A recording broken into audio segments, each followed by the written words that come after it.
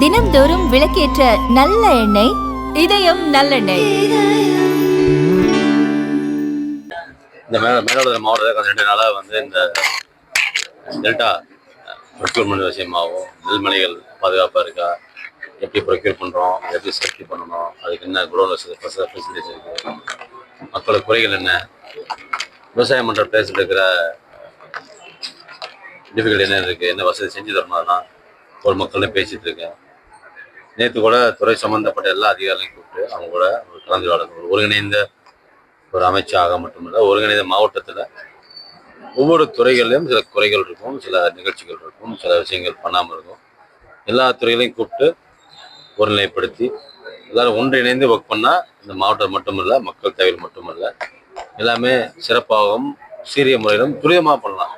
ஒரு new bus stand ஆகட்டும், அது பக்கத்தில் ரிங் ரோடு ஆகட்டும், இல்லை ஒரு அக்ரிகல்ச்சரில் நம்ம கொடுக்குற விதை நெல்கள்லேருந்து ப்ரொக்யூர் பண்ணுற ப்ராசஸ்லேருந்து அதை ஸ்டோரேஜ் பண்ணுற எல்லா இடங்கள்லையுமே சில குறைபாடுகள் இருக்கும், சில டிபார்ட்மெண்ட்டில் மெஷர்ஸ் இருக்கும். அதெல்லாம் ஆலோசனை பண்ணி டிஸ்கஸ் பண்ணி அது தண்ணீர் வசதி ஆகட்டும், குடிநீர் தொட்டிகளாகட்டும், கழிவுநீர் பிரச்சனை நிறையா இருக்குங்க. நம்ம எல்லா இடங்கள்லையுமே எல்லா துறைகளும் கூப்பிட்டு பேசும்போது அவங்கள்ட்ட லிபர்ட்டியாக ஒர்க் பண்ணுங்கள், உங்களுக்கு என்ன செய்யணும்னு தோணுதோ அதை அனைத்து துறைகளும் சேர்ந்து செய்ய சொல்லியிருக்கேன். எல்லாரும் சரியான ஒரு உரிமத்தை கொள்ள சொல்லியிருக்காங்க. வளர்ச்சி திட்டம் என்று மட்டுமல்ல, இந்த மாவட்டத்துக்கு மட்டுமல்ல, எல்லா மாவட்டமும் ஒருங்கிணைந்து அந்த எல்லா துறைகளும் ஒருங்கிணைந்து ஒர்க் பண்ணுவாங்க. எல்லாரும் சொல்கிற மாதிரி இவர் இந்த டிபார்ட்மெண்ட் ஒர்க் பண்ணிட்டு போயிட்டாங்க, இந்த ஒர்க் பண்ணலை அப்படி இல்லாமல் அனைத்து துறைகளும் ஒன்றிணைந்து ஒவ்வொரு மாவட்டத்தை வளர்ச்சிக்காகவும் மக்கள் தேவைகளுக்காகவும் கண்டிப்பாக இந்த நம்மளோட அரசாங்கமும் நம்மளோட முதலமைச்சர் மரியாதை மொழி கண்டிப்பாக செஞ்சு கொடுக்கும். சார், இப்போ மேற்கூர்ல 70 தான் தண்ணி இருக்கு. அதுல இருந்து டெட் ஸ்டோரேஜ் 24 டிஎம்சி போச்சுன்னா திறக்க முடியாது. குடிநீர் பிரச்சனை கடுமையா இருக்கும். மயிலாடுதுறை மாவட்டம் கோஸ்டல் ஏரியா, அதுக்கு நேற்று ஏதாவது இது பண்ணீங்களா? இந்த மாவட்ட ஆட்சியிட்ட பேசியிருந்தோம், நீர்வளத்துறை அதிகாரிகிட்ட பேசியிருந்தோம். அவங்க எல்லாமே சொல்லியிருக்காங்க, டிஸ்கஸ் பண்ணியிருக்கோம். அதுக்கு குடிநீர் தட்டுப்பாடு என்னென்ன ப்ராசஸ் பண்ணலாம்னு கேட்டிருக்கோம். இன்னைக்கு டிஸ்கஸ் பண்ணிட்டு அதுக்கு நடவடிக்கை எடுத்து. அதே போல உங்க துறையில கிட்டத்தட்ட டிஎன்சிசில 14 வருஷமா எல்லாமே டெம்பரரி ஸ்டாஃபா பர்மனண்டா போடணும்னு கோரிக்கை இருக்கு. 7500 பேர் இருக்கிறதா லிஸ்ட் காலை கொடுத்தாங்க. அதை ஆராய்ச்சி டிஸ்கஸ் பண்ணியிருக்கோம். அதை நம்மளோட துறை சம்மந்தப்பட்ட கேட்டுட்டு எல்லா டிபார்ட்மெண்ட் பேசி முதலமைச்சருக்கும் கேட்டுட்டு என்ன முடிவு எடுக்க முடியுமோ பண்ணிருக்கோம்.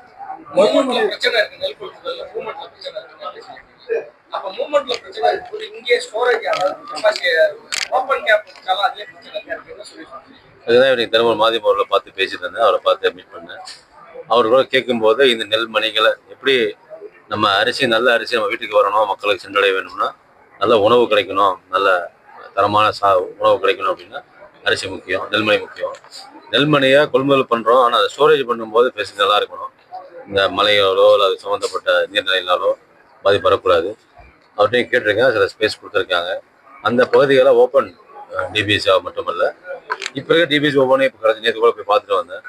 சில டிபிஎஸ்சி எல்லாம் நம்மளே ஆதிரம் அவர்களிடம் மற்ற நிர்வாகத்துக்கும் கேட்டு வாங்கி அந்த இடங்கள்ல நம்ம செமி குடோனா கட்டிகிட்டு இருக்கோம்.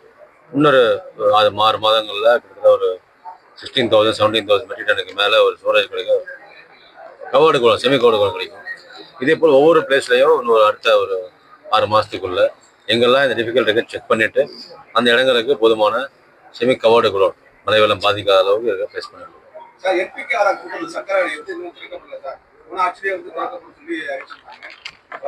இதுவரை தடுக்கப்படல. ஆனா சென்ட்ரல் கவர்மெண்ட் விசிட் பண்ணிட்டே இருக்காங்க. ஆனா 11,000 ஏக்கருக்கு மேல கரும்பு சாகுபடி பண்ணாங்க. 1000 ஏக்கர் கூட பண்ணல, 1500 ஏக்கர் கூட பண்றாங்க. ஆனா இங்க எம்பிக்காரர் கூட்டம் சர்க்கரை பண்ணா நிறைய பேர் கரெக்டு தான். மத்திய நண்பர்களுக்கு தெரியும், இந்த மாவட்டத்தில் எல்லா மக்களுக்கும் தெரியும், இந்த மாவட்ட துறைகள் எல்லாத்துக்குமே தெரியும். ஒரு சர்க்கரையில் ஏன் இத்தனை ஆண்டுகளாக இல்லை, எதனால் காரணங்களாக போச்சு எல்லாமே தெரியும். நேற்று நான் அந்த வழியாக நிகழ்ச்சிக்கு போகும்போது இன்ஸ்பெக்ஷன் போகும்போது அந்த ஆலையை பார்த்துட்டு போனேன். அந்த ஆலையில் பல மிஷினரிஸ் இல்லைன்னா கம்ப்ளைண்ட் இருக்கு. மக்களையும் அங்கே இருக்கிற மக்கள்கிட்ட பேசினேன், அக்ரி டிபார்ட்மெண்ட்டே பேசியிருந்தேன். அந்த துறை சம்மந்தம் பேசும்போது கூட இந்த சுகர் ஆலை இந்த மாவட்டத்துக்கு நெல்மணிகளை தவிர, நெல் விவசாயத்தை தவிர அடுத்தது இருக்கிறது சுகர் தான். அப்போ நல்லா இருக்கும் சொல்லியிருக்காங்க. அந்த ஆலையை பயன்படுத்த முடியுமான்னு எனக்கு தெரியல, நான் பார்த்த வரைக்கும் தெரியல.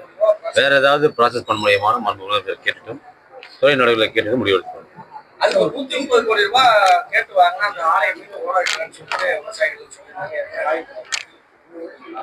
விவசாயத்துறை தெரியல. நான் போய் நேற்று பார்த்தேன், இன்ஸ்பெக்ஷன் பண்ணேன், மெஷினரிஸ் நிறையா இல்லை. அந்த உடனே நீங்கள் சொல்ல மாதிரி உடனே டெவலப் பண்ண முடியுமா, அந்த கட்டுமான இருக்கான்னு தெரியல.